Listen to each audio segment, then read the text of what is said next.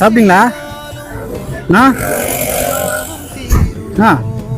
சாப்பிட்டீங்களா?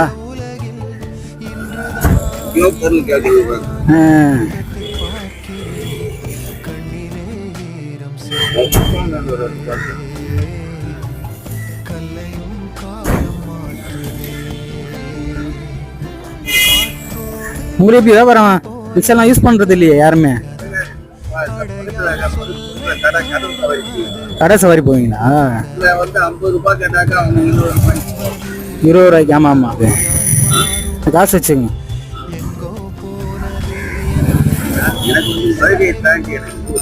ஓ, அங்க போவீங்களா? போறதில்லை, இது ரிக்ஷால தான் தூங்கிட்டு இருப்பீங்க?